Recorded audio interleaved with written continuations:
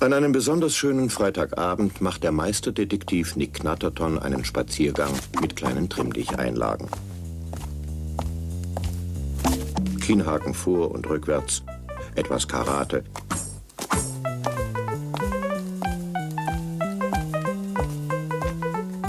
Und zur Auflockerung ein Flickflack. Da fällt ihm was ins Auge. Kombiniere, da liegt das Fotomodell Molly Moll. Knattertons Formengedächtnis ist phänomenal. Er erkennt Molly sofort, obgleich er ihre Kehrseite nur ein einziges Mal und das vor Monaten beim flüchtigen Betrachten eines Herrenmagazins gesehen hat. Und schon ist Nick am Tatort. Partikel grüner Leibfarbe im Haar und darunter eine taufrische Beule. Kombiniere, der Schlag wurde seitlich in einem Winkel von 90 Grad aus einem mit 35 Stundenkilometern fahrenden Auto ausgeführt. Und zwar mit einem grün gestrichenen Rundholz aus deutscher Eiche.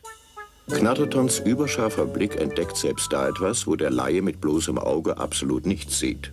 Da eine ganze Fingerabdrucksammlung. Daumen und Zeigefinger von Tresor Theo. Dasselbe von Juwelenjupp. Und da die ganze Hand von Miezenmax. Nach der Spurensicherung macht sich Nick an die Wiederbelebung.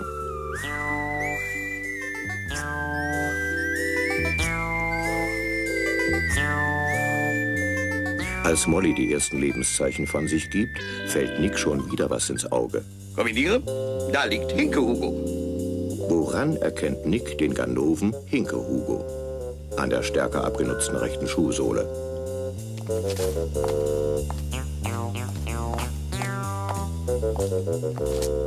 Kombiniere, nach Farbgebung und Temperatur ist die Beute 22 Minuten alt. Der Schlag traf Hugo also um Punkt 11. Knatterton wirft den 2-Zentner-Mann so leicht wie einen Schal über die Schulter. Aber da kommt Hinke Hugo zu sich. Er packt Knattertons Beine. Der indirekte Kinnhaken schickt Nick ins Reich der Träume.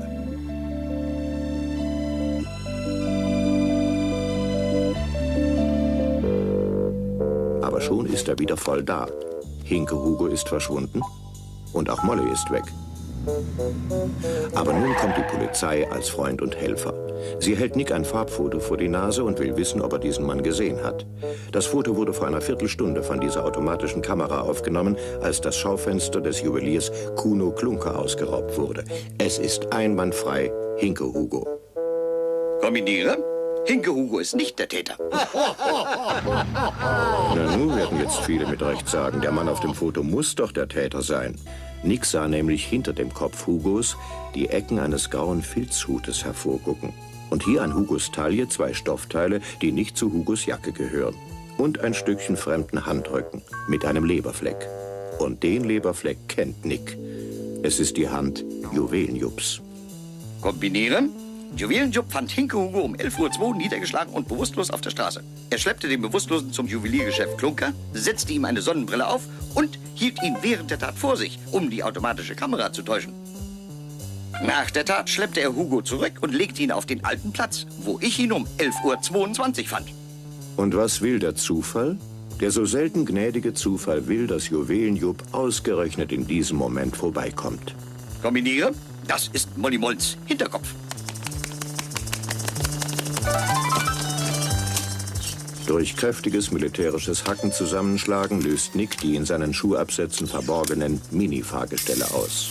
Da entdeckt Juwelenjupp plötzlich im Rückspiegel den oberen Mützenrand Knattertons.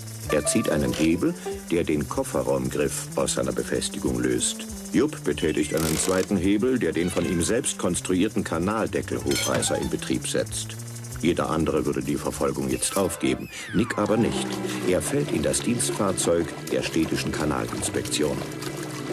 Mit sicherem Instinkt steuert er die Alibi-Bar an, einen Treffpunkt der Unterwelt und Stammlokal Juwelenjupps. Als Nick die Kneipe betritt, erblassen alle Gäste, nur Molly Moll errötet. Virginia Peng, Wirtin der Alibi-Bar, lenkt durch tiefes Einatmen Nicks scharfen Blick geschickt ab. Aber Knatterton spürt in seinem hochsensiblen Rücken ganz deutlich, dass sich hinter ihm was zusammenbraut. Nach diesem grandiosen Vierfach-K.O. kommt die Funkstreife herein, sieht Hinke Hugo am Boden und will ihn als Juwelendieb verhaften.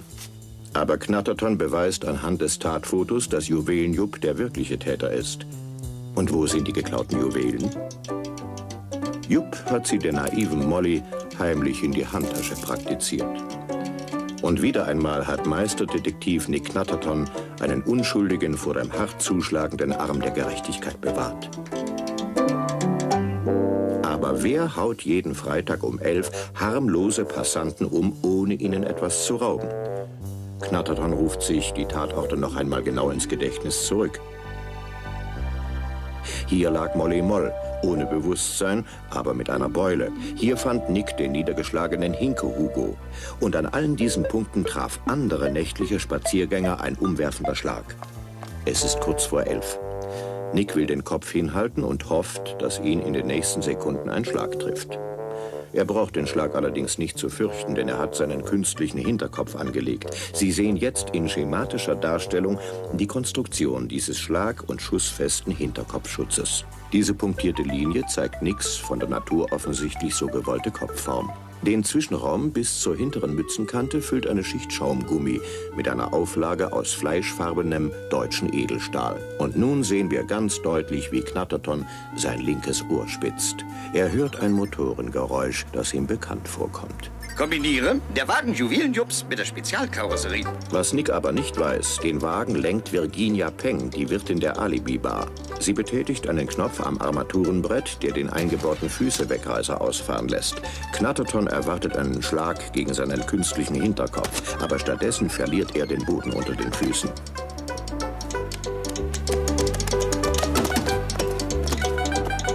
Kombiniere. Genau aus dieser Höhe wurden die Schläge gegen die diversen Hinterköpfe geführt. Mehr kann er nicht feststellen, denn Virginia Peng drückt auf den Knopf, der den eingebauten Beifahrerauswerfer in Betrieb setzt. Nick landet weich und sicher mitten auf einer Straßenkreuzung. Und was sieht er in der Seitenstraße? Einen umgehauenen Mann. Kombiniere. Der Hinterkopf meines ehemaligen Vorgesetzten Oberst Kuno von Knall. Haben Herr Oberst nach dem Schlag noch irgendetwas gesehen? Jawohl, nacktes Weib, 4 Meter groß. Kombiniere. Totaler Dachschaden als Spätfolge. Aber was sieht Nick jetzt? Er sieht genau das, was Oberst A.D. Kuno von Knall gesehen zu haben behauptet.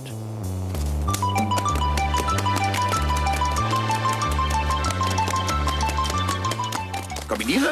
Diese Leiter ist die Tatwaffe. Ein weißes Haar von Kuno von Knall, ein blondes von Molly Moll und die grüne Farbe. Von diesem Eisenstift am vorderen Dachträger wird das obere Ende der Leiter gehalten. Am hinteren Dachträger ist rechts der Eisenwinkel abgebrochen. Wenn also der Wagen mit der Leiter auf dem Dach in eine Linkskurve geht, wird die Leiter durch die Fliehkraft herausgeschwenkt. Trifft die Leiter auf einen Widerstand, wird sie wieder in die Normalstellung zurückbefördert. Mit einem einfachen Stück Bindfaden macht Nick Knatterton diesem Kriminalfall, der in Wirklichkeit gar keiner war, ein Ende.